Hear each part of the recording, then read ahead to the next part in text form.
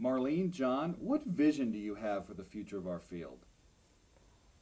I guess I can sort of jump in and John can add on when I miss anything, but sort of on a global basis, and I would say a global basis, my vision is that in a short statement there be quality victim services internationally in every country for all victims as an opportunity if they want to utilize them.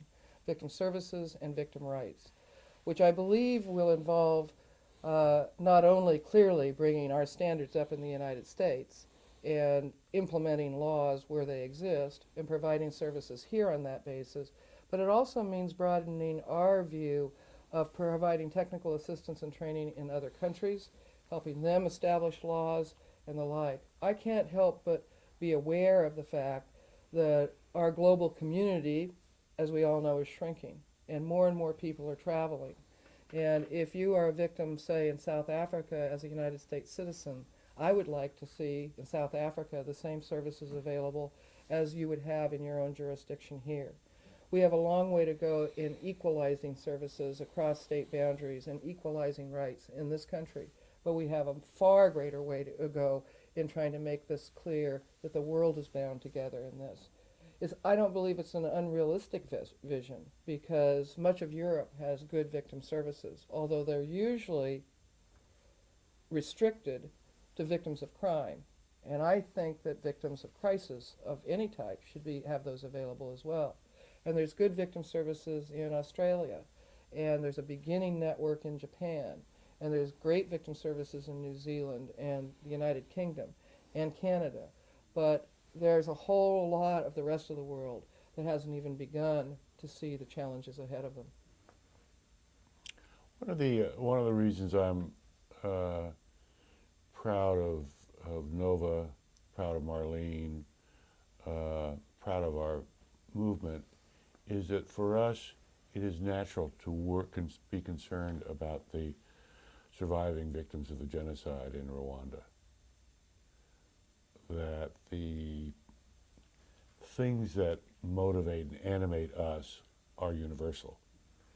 That uh, the bell tolls for for everybody over time, and I mean ours is a movement of practical people, smart people, hard-headed people, all of whom are idealists or fundamentally idealists, and um, it's putting those ideals into practice. I think those of us um, uh, who have sought out the novas of this world as a place to go beyond your day-to-day work um, are carrying that. Our successors are going to figure out how to deal much better with whole populations that have been brutalized. We're gonna know how to respond to the kid who's been scalded by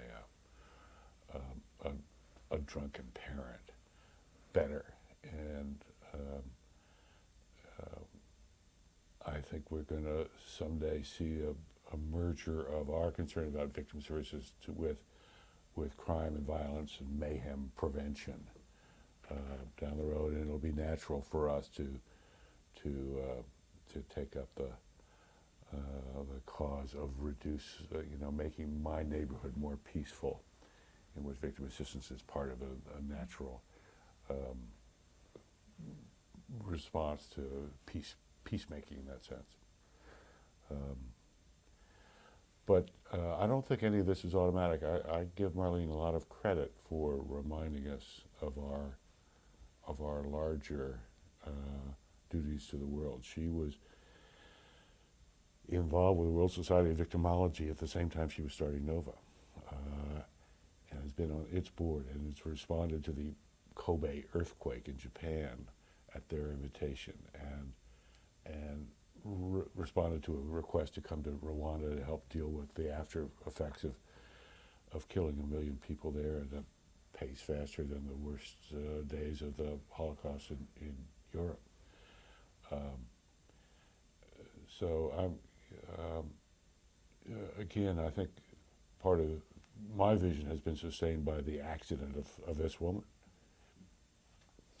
Well, I think, avoiding that response to that, but I think it is true that, and John reminded me of this, when I say rights and services for victims, we've always included in the NOVA vision violence prevention. One of the things one of our early board members, Irvin Waller, always said is that when you talk about right to protection, while it may not be able to be legislated, the first right that a victim should have is, or before they're victimized, a right to protection from violence. And that means violence prevention, and that's a societal goal, and I think that should be an international goal as well. I think one thing to note in sort of constructing this vision, when I talk about it, sometimes people will say to me, well, that's impossible, you know. Well, I know we're not going to get there in my lifetime, but we can set the foundation.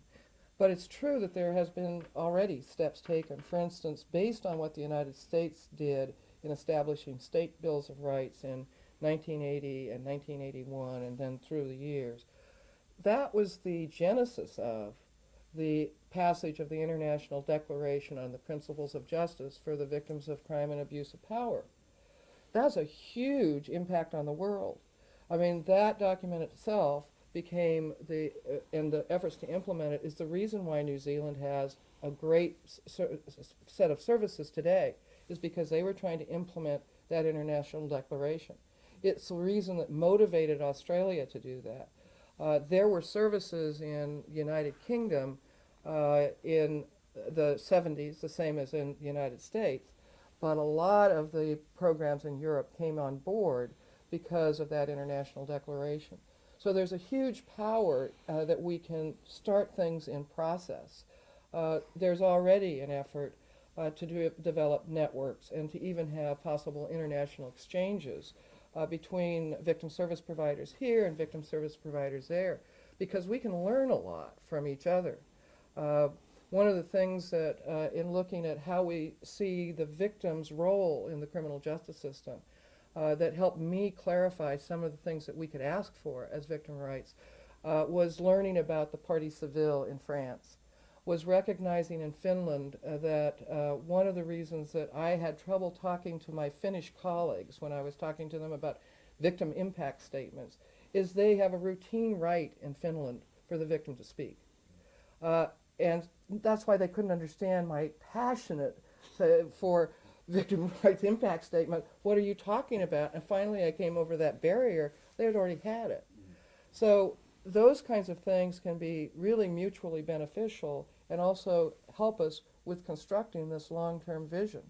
And the same is true in violence prevention. A lot of other countries have better ways of dealing with violence, and we can learn from that. Combined together, we, I think, can complete this agenda in some generation. That triggers a thought on my part. The idea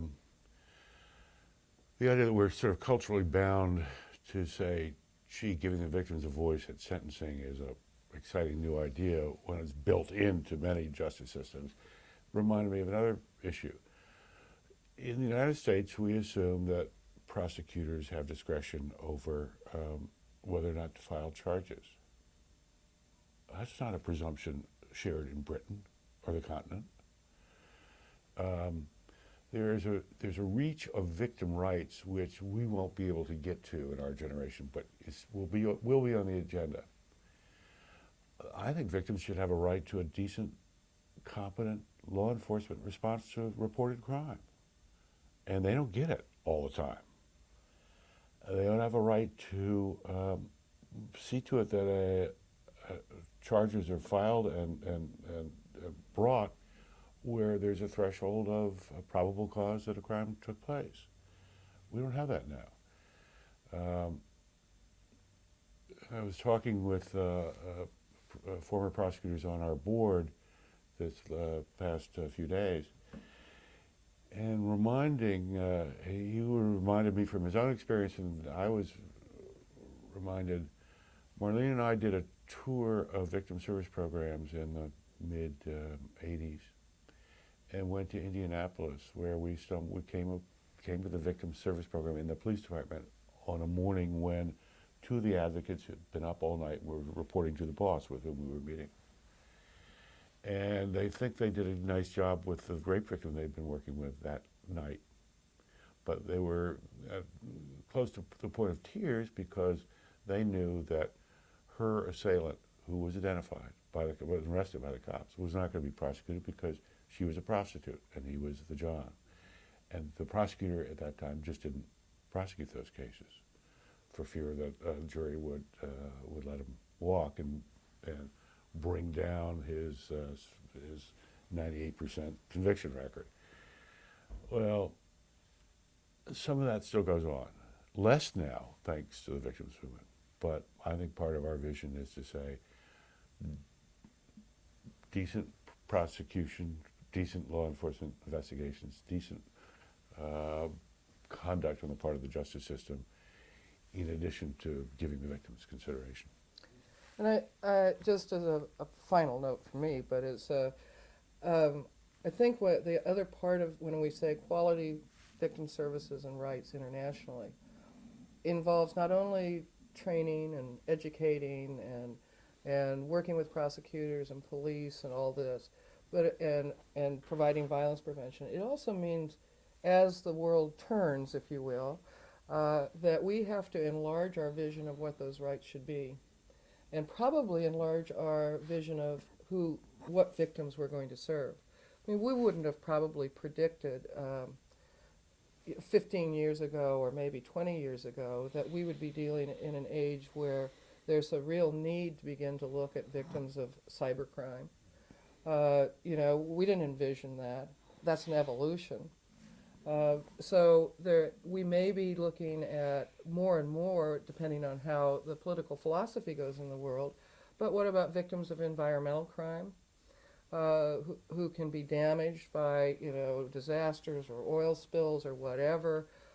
They're victims of crime, or can be, or certainly are victims of crisis. So I think that sort of not just generally sort of applying victim to anything when life goes bad, but looking at that definition and recognizing that it may change with the times, and that we have to keep refiguring that so that we have an understanding of that. And also looking at the rights that may be there, what they should be. I've argued for years, first much to the humor of my colleagues, but I said from the very get-go with victim rights that a victim should have a right to counsel. And I didn't mean counseling, a right to counsel. That they should have a lawyer available to them, and they should have the lawyer available to them in the criminal case, because the victim's issues are often different than the prosecutors. And while good prosecutors will look out for those issues, I think when the judge is making a sentence, if the victim wants, they should have a lawyer there to represent them, and that lawyer should have a right to be heard. Now, when I first started talking about that, I was laughed out of existence because people said, well, we can't have 3 parties in the courtroom. It's going to, change, never be available. And prosecutors were horrified to think that there'd be another lawyer there. Well, right now, we have an international criminal court being established where there's going to be 3 parties with legal representation: a defense lawyer, prosecutor lawyer, and a victim's lawyer. Well, I think it shows that we can do something like that. First thing in time in history. But if we just said, 20 years ago, let's stay in our box of what our rights should be, then we would never have gotten to a place where a criminal court would even think of it. And that's what we have to do as part of the vision, is not just say, let's establish what we have today throughout the world, but let's establish what we have today throughout the world, but also recognize the enhancements that we may find along the way. Anything further? Marlene indicated that was her final It was thought. my final. And I'll let it be my final thought, yeah. Thank you very much, Marlene and Thank you. John.